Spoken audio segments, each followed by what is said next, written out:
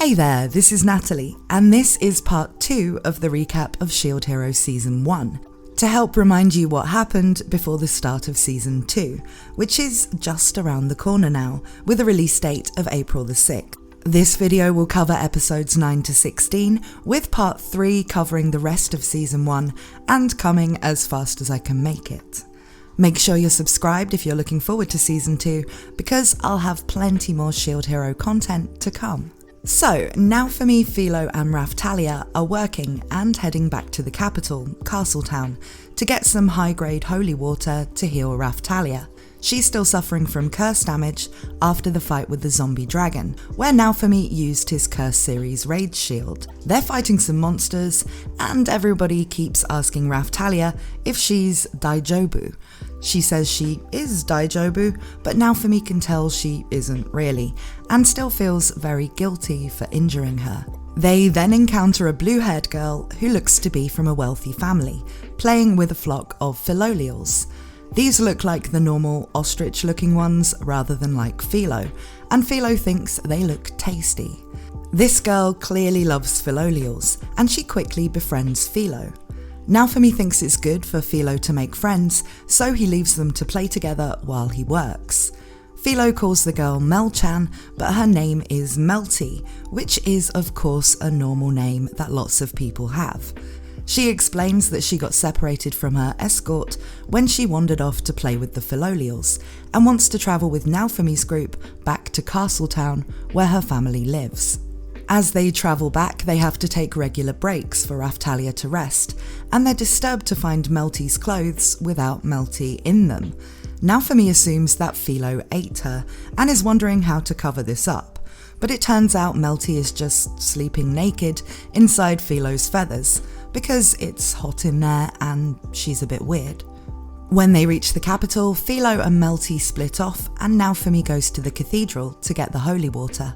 The High Priest is as unpleasant to him as he's come to expect from people in this city, and a nun tries to mug him off with some low-quality holy water, though his skills allow him to analyse it and tell what she's trying to do. The priest admonishes her and gives him the real high-quality holy water he was charging him for. Next, some soldiers try to get the attention of Naofumi, and he makes a run for it, ending up separating from Raphtalia as they try to escape. Then he runs into Motoyasu, who has gotten very mixed up about Philo, on the one hand hating the fat bird that kicked him in the crotch, and on the other being very attracted to the little blonde-haired girl with wings, who he thinks is an angel. It turns out angels are his thing. He tries to fight Naofumi, and this causes havoc on the streets. One of the soldiers who was chasing Naofumi tries to stop the fight for the sake of public peace, but Mine says the fight has royal approval and he has to go ahead. But then Melty shows up, and this time she has her own guard. She berates Mine, who it turns out is her older sister, and diffuses the situation. Raphtalia and Philo arrive, and Motoyasu tries to flirt with Philo, who is in her human form. However, she turns into her true form, which Motoyasu had referred to as a big fat bird, and kicks him in the crotch again. They head to the weapons shop because Naofumi thinks that's the safest place to have a meeting, and Melty explains that she's first in line for the throne, because although Mine is older, she is, well, awful. Melty didn't know that Naofumi was the shield hero when they first met, as outside of the city he's mainly known as the saviour with the heavenly fowl, and he doesn't tend to reveal his identity due to the bad reputation of the shield hero. Now she knows who he is though, she wants to discuss things with him. Naofumi, however, dismisses her, refusing to trust anyone from the royal family. As he asks her to leave, she's summoned to see the king anyway, so she goes. And we see that she's been told by the Queen to berate the king for how he's treated the shield hero, so we know that Melty actually isn't conspiring against him. Still, he tells Philo that she can't be friends with Melty anymore, which upsets her, but he can only remember all the things the king and Mine have put him through. With Melty gone, Naofumi now has to talk to the guard who was chasing him before. He's with a small party of soldiers and sorcerers who say that they come from Ryut, the village Naofumi protected in the last wave, and that they want to fight alongside him. Naofumi now knows that if people are registered as being in a party with him, they will be transported to where the wave is. Naofumi realises that they could be helpful, but he's still wary that it could be some kind of scam, so he says that they can join if they buy an accessory he's made for 150 silvers, and they go off to raise the money. In the meantime, they upgrade their gear and ask about the stars that have appeared next to their levels on the status screen. Erhard, the weapons dealer, tells them that this means they're eligible for a class upgrade, which can be done at the Dragon Hourglass. Naofumi talks to Raphtalia and Philo about upgrading their classes, and Raphtalia says she's fine with whatever upgrade Naofumi chooses, but he tells her that she should choose for herself, because he wants her to pick something she wants, so that she'll be okay after he returns to his world. The fact that he's planning to go back to his own world after the waves are over shocks and upsets Raphtalia. Still, when they do go to the church to do the upgrades, they're stopped by a nun who asks for 15 gold coins per upgrade. Naofumi is sure that this is them trying to stop his party upgrading, as it's a large amount of money, but he says he'll pay it for Raphtalia's upgrade now and come back later for Philo's. Another nun comes and says there was a mistake, and the Shield Heroes party is forbidden from upgrading by order of the king. Naofumi is seething now, but he remembers that the slave trader had some slaves that were over level 40, so he thinks that maybe he knows of a way to do class upgrades without the cooperation of the church. He heads to his tent and sees that he's been doing very good business as a result of Raphtalia and Philo having turned out so well. He tells Naofumi that he can't do a class upgrade, but that he might be able to do it if he goes to the Dragon Hourglass in a different country. He recommends some nearby countries that would probably do it, but they're all too far away to reach before the next wave. He also recommends a weapon for Philo, and she's fitted with some metal claws. They want to test the claws out, and the slave trader tells them about a monster that lives in the sewers. They go down there and kill it easily, it being a giant crocodile type thing, and Philo is very happy with her new weapons. They rest for the night, and Naofumi treats Raphtalia's wounds with the holy water. She begins to ask him if, when he returns to his old world, she can go with him, but Philo interrupts, so she never gets an answer. Since Philo and Raphtalia can't level up until they get a class upgrade, they now decide to focus on preparing for the next wave in other ways, like stockpiling medicine. While they're going around doing this, they encounter a town where they're asked to pay a toll, even though they have the merchant's pass that should allow them to enter for free. They then discover that everyone here is starving. They reveal that a group of adventurers had helped with the revolution and overthrown the former king, but since then, things had gotten worse. Naofumi helps them out with some food. When they return to Castletown before the wave hits, they hear Itsuki and Ren talking about someone going around taking their rewards.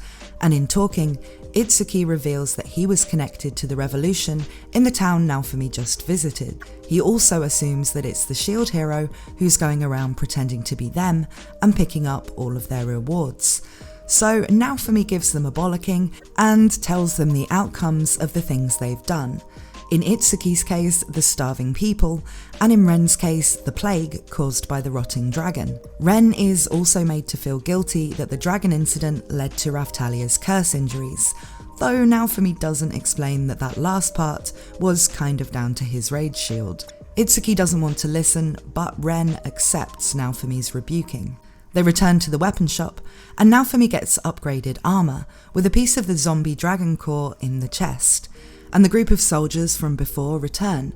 They've raised the money he asked for from them. He gives them the accessory he'd asked them to buy, but tells them to use the money to equip themselves.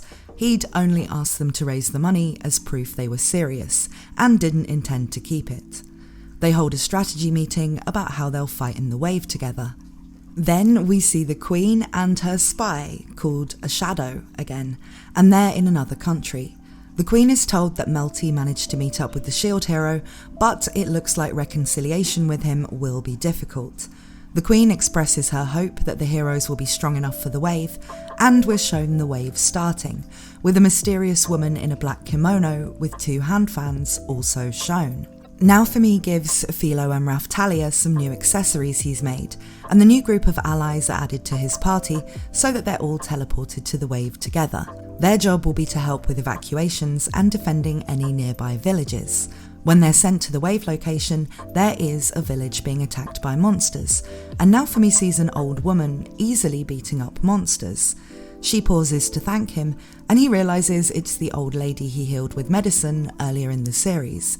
She seems to be some kind of kung fu granny. With enough allies to protect the village, Naofumi heads off with Raphtalia and Philo to find the boss, as that's where the other heroes will have gone.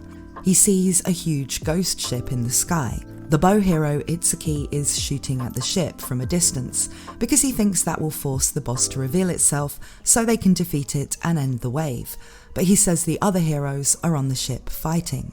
Naofumi, Philo and Raphtalia head up there and board the ghost ship, where Motoyasu and Ren are failing to work together at all.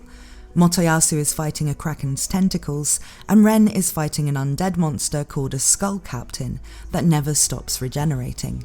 Naofumi is frustrated by their inability to work cohesively and gives them a stern talking to, while also fending off attacks from both monsters. But he notices something strange about the skull captain and gets Raphtalia to use light magic. This reveals the boss, the Soul Eater, has been hiding in its shadows. As they fight the boss, Ren and Motoyasu are still proving ineffective, and Naofumi figures he needs to use the Rage Shield to defeat the Soul Eater. Raphtalia agrees to give him the emotional support he needs to avoid losing himself to the shield's rage. The shield has absorbed the core of the dragon that was killed by Ren, so it hates the sword hero. And we see it becomes harder for Naofumi to rein it in when Ren is nearby. This hatred causes the rage shield to upgrade to a new form called the Shield of Wrath, and it also sends Philo, who ate some of the dragon's core, into a berserk mode. Raphtalia berates the other heroes and complains about her own weakness, and Ren, Itsuki, and reluctantly even Motoyasu join in to help Naofumi fight the Soul Eater. Naofumi regains his senses somewhat and is able to use a newly unlocked Wrath Shield ability called Iron Maiden to finally defeat the boss. Philo and Naofumi are exhausted, and Philo doesn't remember what happened while she was in berserk mode, but the wave isn't over. A second Soul Eater appears, then suddenly someone else arrives and kills it in one hit. It is the woman with the fans who was shown briefly earlier. She says her name is Glass and mocks the heroes for their weakness, saying Naofumi is the only one worth fighting and naming him as her opponent. Her taunting pisses off the other heroes and they move to attack her, but she knocks them all out in one attack, leaving only Naofumi, Philo and Raphtalia to fight her. Naofumi can't get any information about her from his status screens. Naofumi uses everything he has against Glass, but he doesn't seem to be able to hurt her at all. Even his newly unlocked Iron Maiden isn't enough to stop her. But a timer appears and seems to indicate Glass is on a time limit. Naofumi decides to retreat, and they set up attacks to make it possible to get away on Philo. Glass, who's said she doesn't have anything personal against Naofumi, doesn't seem to see any point in finishing him off at long range, and says that her side will be the victors, and that if Naofumi and his allies want to survive, they'll need to get stronger. She then vanishes into the sky. With the wave over, Naofumi learns that the nearby villages were protected successfully, and the villagers are happy. But he is filled with questions about what Glass's appearance could mean, and about what the waves really are.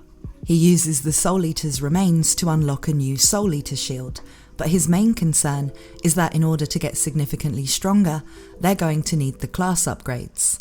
The king demands that Naofumi report to him, so he returns to the castle, where the king, who watched him fight the Soul Eater through the magical device, basically accuses him of cheating. Naofumi tells him that if he really wants to know how he became so strong, he should grovel on his knees and ask that way. He uses the fact the king is suspicious of his power to intimidate the king and the guards he set on him, saying he's only going to cooperate until he can go home, and he doesn't ever want to see the king again.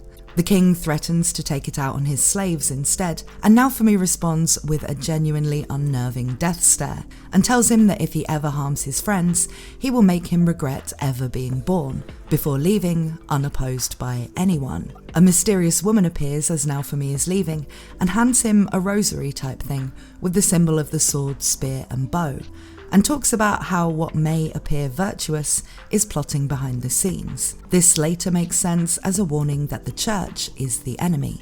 Next, Melty has a conversation with the king about his treatment of the shield hero, and then Mine arrives and takes their father's side, but Melty reminds her that it is she who is the crown princess. As she leaves, Mine gives her a proper death stare. Melty then encounters the same mysterious woman as Naofumi, and they leave together, and we see that they're being watched by a guard. Naofumi now visits the weapons shop and talks about how he needs to go to another country to get the class upgrades for Philo and Raphtalia, and the weapons dealer recommends they choose Shieldfrieden, which is a demi-human supremacist country, but this won't be a problem for Naofumi because they love a bit of the shield hero there. He's also given them some gifts, a mysterious accessory that fits on Naofumi's shield, a magic sword with no visible blade for Raphtalia, and some strength-boosting gloves that Naofumi gives to Philo. When they take a break, Melty appears with a group of guards behind her. Naofumi is not thrilled to see her, though Philo is, but he hears her out. Melty starts trying to persuade, then demand, that he goes back and reconciles with the king, but Naofumi is having none of it. Mel-chan doesn't know quite how bad the king has made things for him, and she throws a bit of a tantrum in frustration. But then Naofumi gets the feeling something is off about the guards. One of them has a crystal ball, and it's all pretty sus. One guard breaks formation, and Naofumi realises he's going after Melty, so he grabs her and protects her with his shield. It soon becomes clear that this is all a setup, as the guards act like Naofumi has taken the princess hostage. The crystal ball recorded what happened, and will be used to make Naofumi look like a criminal once again. Naofumi, Raphtalia and Philo fight and defeat all of the guards, but 2 got away with the recording. Once it's been doctored to make Naofumi look more villainous, it is distributed throughout the kingdom, making Naofumi's party public enemy number 1. Naofumi notices a rosary, the same as the one the mysterious woman showed him, on one of the defeated guards, again hinting at the church's involvement. Raphtalia explains that the Church of the Three Heroes worships all of the heroes except the shield, who they see as a devil, though Naofumi still suspects the king and Mine are involved too. Melty breaks down and also refuses to believe her father is involved. They're now travelling in the wilderness, trying to avoid being seen, and they pause to rest in a cave, where Melty and Naofumi discuss how the king has treated him, and Melty says that is against what the queen asked him to do, revealing that Melramark is a matrilineal society, and the king married into the royal family and has less authority than the queen, which Naofumi finds amusing. They are alerted that someone is nearby by some scattering birds, and Raphtalia notices one of the shadows, strange ninja-type people who've shown up occasionally, is following them. They then find that the guards are searching the area and try to sneak back the way they came, but Melty stumbles and nearly falls into a chasm. Naofumi saves her, but it alerts one of the guards, who chase them to a dead end, with a deep gorge behind them. The bow, sword and spear heroes step forward, and Itsuki the bow hero demands Naofumi gives back the princess. Naofumi says she clearly isn't their prisoner, and Motoyasu the spear hero says they've seen all the evidence of the kidnapping. Melty comes forward and tells them it has all been a conspiracy, but just when it looks like they might be willing to hear Naofumi's side of things, Mine steps forward and starts insisting that Naofumi has a brainwashing shield. As always, Motoyasu believes her without question, and the situation breaks down. They demand that Naofumi hands over Melty again, but Melty whispers to him that if she goes with her sister, she'll be killed, and he moves protectively in front of her. He reveals that Melty is next in line to the throne, and that Mine must be scheming to get her out of the way. They then move to escape on Philo, who transforms to her filolial queen form, and they nearly make it, but Motoyasu throws something at Philo that attaches to her leg and causes her to turn back into human form, sending them tumbling down, As Mine sends up a spell to alert nearby guards to their position, the heroes jump down to face them. Filo's power has been weakened, as well as being stuck in her human form. Motoyasu, who has a fetish for Filo's angel-looking human form, creeps onto her and says he had an alchemist craft the device stuck to her ankle, so she could stay in that form all the time. Melty uses a water spell as a warning, enraged by how Motoyasu is treating her best friend Filo, but Mine, still up above, sends a fire attack at her. Ren and Itsuki are disturbed at Mine trying to kill her sister, but she insists that they attacked first. Ren particularly is horrified by how she's acting. She declares that if they can't undo Melty's brainwashing, then she'll have to die. A fight ensues with Mine and the guards attacking Naofumi, who defends Melty, while Motoyasu fawns over Filo. But Raphtalia manages to sneak using her illusion magic, giving Filo the strength-enhancing gloves they'd received earlier, which allow her to break free of Motoyasu's grasp, then slipping behind Mine to use her new magic sword on her, draining her mana. Now the guards all charge and ignore the other heroes and the fact it's supposed to be a rescue mission. They just want to kill Naofumi. But the new accessory on his shield breaks and fires off a brutal attack, taking down part of a mountain and forcing all of the soldiers back. Ren recovers first and is amazed at how powerful the shield has become, and before they escape, Naofumi throws the rosary to Ren and tells him to investigate and figure out what's really going on there. Once they've gotten away, the shadow approaches, and Raphtalia gets ready to fight, but Melty stops her. Naofumi notices from her unusual way of speaking that she's the same person who was dressed as a noble and spoke to him at the castle, the one who first gave him the rosary. She works for the Queen and says the Queen has summoned Naofumi, and that together they have to stop the Church of the Three Heroes. Now they know the Queen's location, but it's in the opposite direction of where they were heading. Next, Mine starts a forest fire, hoping to flush out Naofumi and his party.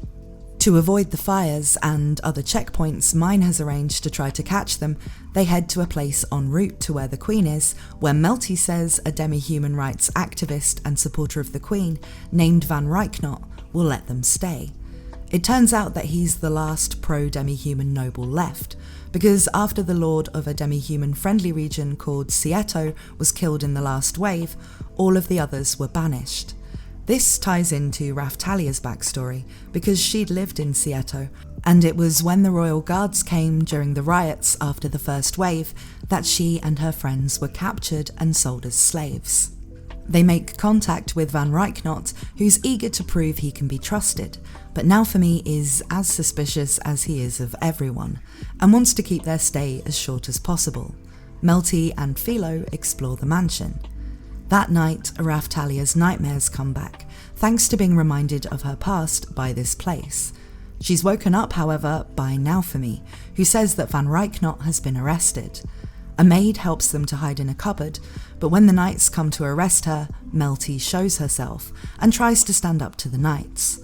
The man in charge appears, and his name is Idol Rabia, and in the cupboard, Naofumi sees that Raphtalia recognizes him. He takes Melty. Once he's gone, Naofumi and Raphtalia find Filo, who thought she was playing hide-and-seek with Melty when she was told to hide and not come out, so is shocked to learn that Melty has been taken and wants to go after her immediately. Naofumi doesn't feel like he can leave Melty behind, so they plan a rescue.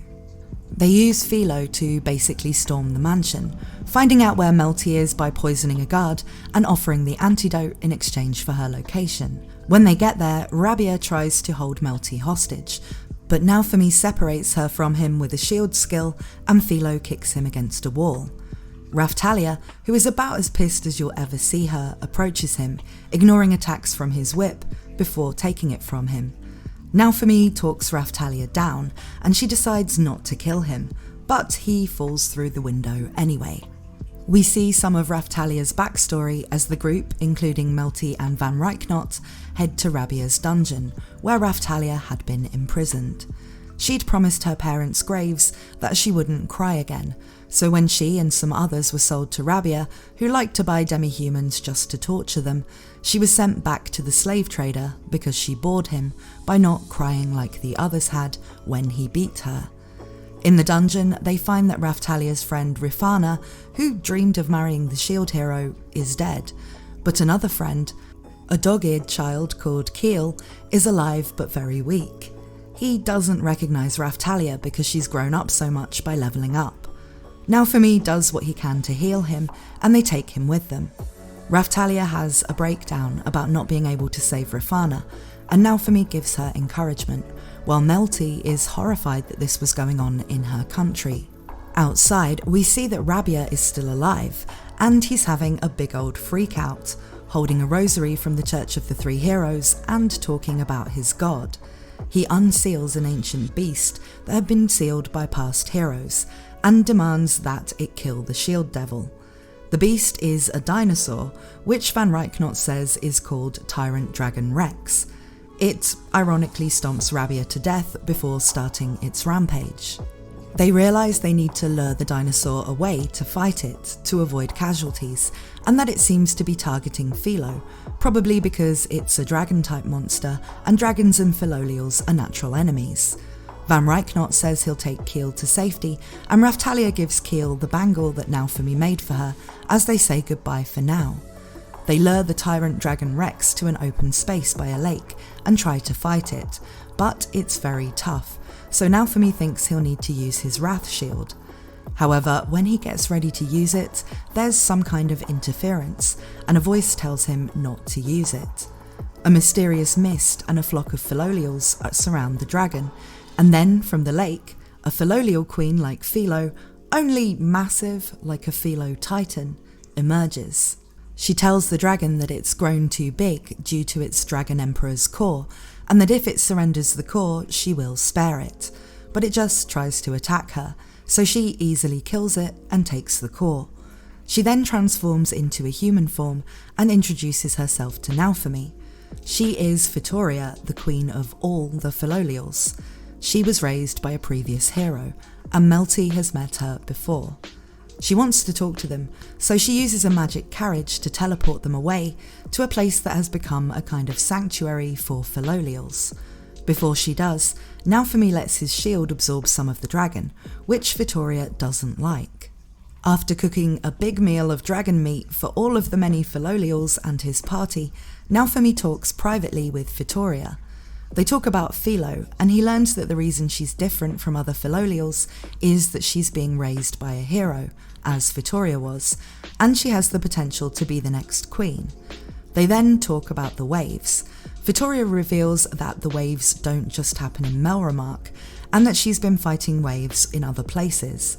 She says the heroes need to cooperate. We then cut away to what Itsuki and Ren are doing. They're investigating the church, just as Naofumi told Ren to do, but as they break into the church's secret library with their teams, we see that Mine knows what they're up to and isn't happy about them digging into things.